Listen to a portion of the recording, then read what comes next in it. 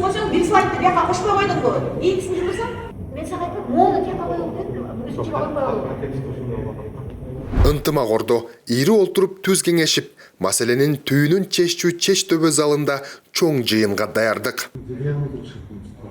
Бул ирет ынтымак ордодогу техникалык кызматкерлерге чоң жоопкерчилик артылган. Райондук администрация жетекчилери, облус башчылары, жаңы дайындалган кадрлар бары өлкө басып өткөн 5 жыл менен алдыңкы келечекти талкуулоо алдында турушат.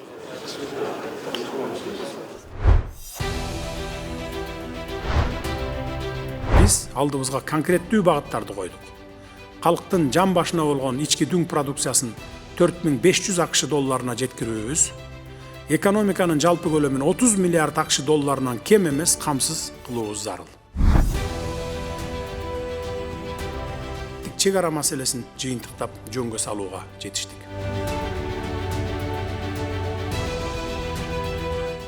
2021-2025 жылдары кумтөрдүн өндүрүшүнөн түшкөн жалпы киреше 5 миллиард 115 миллион долларды же 440 миллиард сомдон ашык каражатты түздү. Бул 5 жыл Кыргызстан үчүн кадимки мезгил болгон жок. Кризис, кооптуу чечимдер, курч талкуулар, ошол эле учурда жаңы багыт, жаңы жоопкерчилик жана тарыхый тандоолор. Мамлекет башчысы катышкан ынтымак ордодогу кеңешмеде цифралар жана фактылар аркылуу акыркы 5 жылда кабыл алынган негизги чечимдер талданып, алар кандай шартта кабыл алынды, кандай жыйынтык берди жана эң башкысы бул чечимдер Кыргызстанды кайсы багытка жетелери талкууланды. Негизги тармак албетте өлкөнүн экономикасы. Акыркы 4 жылда реалдуу экономикалык өсүштүн орточо жылдык темпи 10,2% түздү.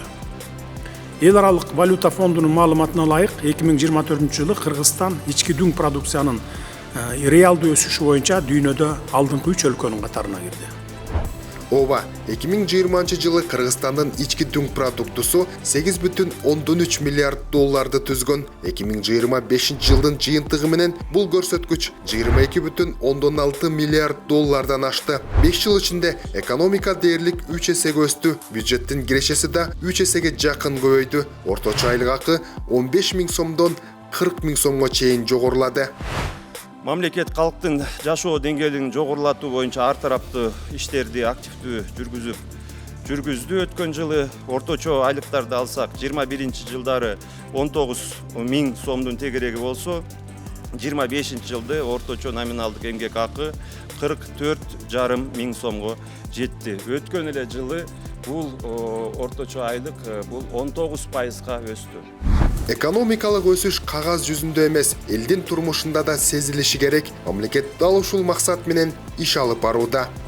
Бирок Кыргызстан 5 жыл ичинде акыркы 4 жыл аралыгында катары менен орточо 9% өсүшкө келди. 2025 жылдын жыйынтыгы боюнча ички дүң продукциянын көлөмү 1,976,4 миллиард сомду түздү. ИДПнын реалдуу өсүү темпи 11,1% түздү. Урматтуу Садыр Нуркожоевич, 2025 жылдын жыйынтыгы дагы такталат. Ички дүң продукциянын көлөмү 2 триллион сомдон ашат жана өсүү темпи 11%дан жогору болот деп күтүлүүдө. Негизги жетишкендик 2021 жылы мамлекетибиздин бекем позициясынын негизинде кумтөр толугу менен Кыргызстандын менчигине өттү. Тарыхый мааниге ээ мындай чечим өлкөбүздүн экономикалык көз карандысыздыгын бекемдөөнүн олуттуу этабына айланды. 2021 жылга чейин кумтөрдөн түшкөн кирешенин негизги бөлүгү четке чыгып келген. Мамлекеттик башкарууга өткөндөн кийин 2021-24 жылдары бюджетке 440 миллиард сомдон ашык каражат түштү. Алтын өндүрүү толук көзөмөлгө алынды. Экологиялык зыян үчүн да 3 миллиард долларга жакын доо коюлду. Бюджетке салыктар жана милдеттүү төлөмдөр түрүндө 1 миллиард 176 миллион доллар же 100 миллиард сомдон ашык акча каражаты түштү. Мындан тышкары, акыркы 4 жылда мамлекет 441 миллион доллар же 38 миллиард сомдон ашык дивиденд алдык.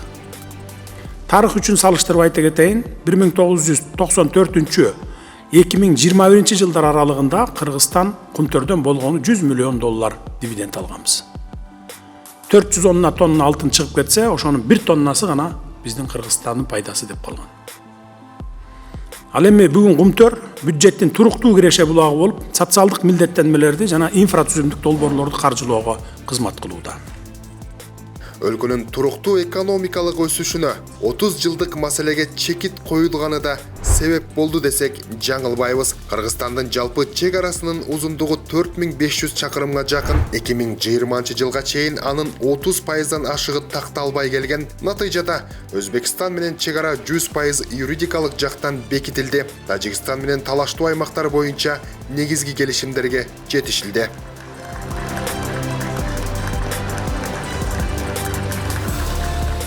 Көз карандысыздык, өлкөнүн бүтүндүгү жана элдин тынычтыгы декларациялык эле мүнөздө болбошу керек, ал юридикалык жактан бекемделип, иш жүзүндө дагы аткарылышы кажет.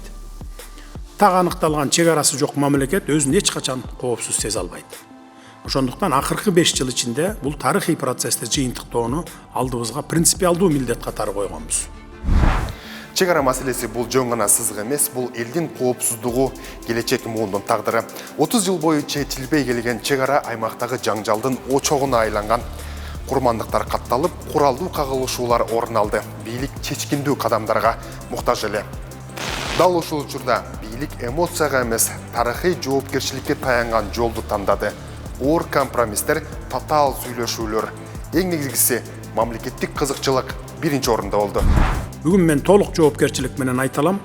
1990-жылдардын башынан бери чубактын кунундай чубалып келген чек ара маселесине чекит коюлуп, кыргыз мамлекеттүүлүгүнүн өнүгүү этаптарынын дагы бири катары ийгиликтүү жыйынтыкталды. Жыйында мамлекет башчысы коррупцияга каршы күрөшкө өзгөчө токтолду. Тамырын терең жайган коррупция экономиканын өсүшүнө кедергесин тийгизип, тим болбостон мамлекеттик институттарды да алсыратканын эч ким танбайт. Акыркы 5 жылда коррупцияга каршы күрөштүн алкагында мамлекетке 100 миллиард сомдон ашык каражат кайтарылды. Ири бажы, салык схемалары жоюлду. Кылмыштуулуктун деңгээли 20-30%га чейин төмөндөдү. Кыргызстанда ички коопсуздук системасы түп тамырынан өзгөрүп, Ички иштер министрлиги масштабтуу санариптик трансформациядан өттү. Натыйжада катталган кылмыштардын саны 73%га кыскарды. Антикоррупциялык иш-аракеттердин алкагында мамлекетке миңдеген кыймылсыз мүлктөр алынды. Мамлекеттик жана муниципалдык органдарга 959 объекти өткөрүлүп берилди. Жергиликтүү өз алдынча башкаруу органдардын балансына 3300 гектардан ашык айыл чарба жерлери кайтарылды.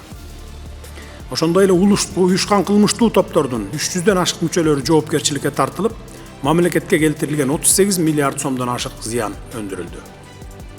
Биз айрым криминалдык түзүмдөрдү гана жоготпосон, ондогон жылдар бою көмүскө таасирлерди багып келген механизмдердин системасын талкаладык. Мамлекет мыйзам үстөмдүгүн кайтара алды. Мындай кадам менен мамлекет криминалдык түзүмдөрдү гана жоготпостон, ондогон жылдар бою көмүскө таасирлерди багып келген механизмдердин системасын талкалап, мыйзам үстөмдүгүн кайтара алды. Бүгүн Кыргызстанда стратегиялык мааниге ээ ири долбоорлор жүрүп жатат. Камбарата бир кеси 1860 мегаватт кубаттуулукта Кытай, Кыргызстан, Өзбекстан темир жолу жылына $100 миллион кирешелер. 2030 жылга чейин миңдеген чакырым жолдор жана жүздөгөн социалдык объектлер курулат. Ошол эле учурда биз амбициялуу жаңы курулуштарды эле эмес, иштеп жаткан системаларды да иретке келтирдик. Токтогул кеси менен бирге бардык кестер өткөн кылымдын 50-60, 70 жылдары курулган. Ошондон бери толук кандуу модернизациялоодон өткөрүлгөн эмес. Ошентсе да алар жарым кылымдан ашык убакыттан бери дээрлик токтобой иштеп келишти. Мен келгенде алардын техникалык абалы чынында эле өтө оор болчу. Акыркы 4 жылда кестерге масштабтуу реконструкция иштери жүргүзүлдү. Токтогул кесинде 4 агрегат толугу менен жаңыланды. Бул анын кубаттуулугун 240 мегаваттка жогорулатууга мүмкүндүк берди. Бул деген сөз 240 мегаваттык жаңы кес курулду деген менен барабар. Ошону менен катар 28 жаңы чакан кес курулуп пайдаланууга берилди. Мындан тышкары Ысык көл облусунда эң ири Алатоо резорт Толыжа кластери курула баштады. Бардык сезонду камтый турган бул долбоор жаңы туризм тармагын түзүп, миңдеген жумуш орундарын камсыздап, өлкөнү эл аралык туристтик жагымдуулуктун жаңы деңгээлине көтөрөт. 5 жыл ичинде ипотекалык программалары жөн гана жанданбастан турак жай саясатына болгон мамиле кескин өзгөрдү. 2025 жыл рекордтук жыл болду. Быйыл болсо 20 миңден ашуун жаран үйлүү болуу алдында турат. Өлкөбүздүн бардык аймактарында мамлекеттик ипотекалык компаниянын көп кабаттуу үйлөрү курулууда.